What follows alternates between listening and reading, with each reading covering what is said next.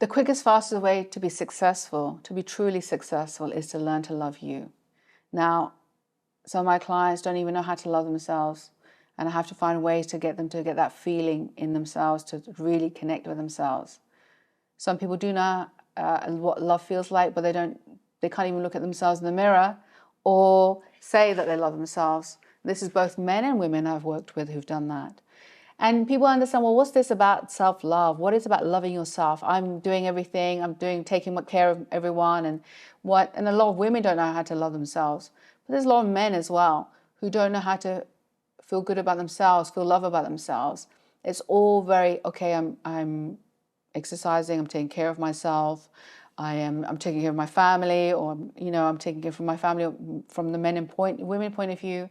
But when you give and give and give, and you want to please and please and please, you're getting depleted. And that's a big sign that you're not loving you, not taking time out for yourself, because you feel that, you have to be there for everyone else and not yourself. And again, then people say, love yourself, go and buy that dress, put that nice makeup on. Sure, there's some aesthetic ways of loving you, and that can be a nice thing for yourself in the beginning as a good thing. But then you need to go deeper. You need to be accessing it at the emotional level, because that's where the wound is. That's where the hurt is. And it's like, as somebody just said to me that they don't love themselves, how do I love myself? One way I would say to you is just sit there, imagining on the sofa, and just imagine a little version of you. And hold that little version of you. That little child, little version of you is the one that's hurt, who's feeling sad, and needs to be loved. And I think if you sit there and just hold that little version of you and just tell them that you love them, how worthy they are, how good enough they are, then you can start to connect with them. In the beginning, it may be weird, and some of the trauma may be triggered because you feel that, okay, it relates to what happened in the past. But just imagine that little child and just give them that warmth and love. That little child deserves this love. Spend time talking to the little child, your little version of you. And the more you talk to that little version, the more that little version will connect back with you. The more you're going to start to feel whole. And the more you will activate yourself at a deeper level of just inner peace, of vibrancy, of energy.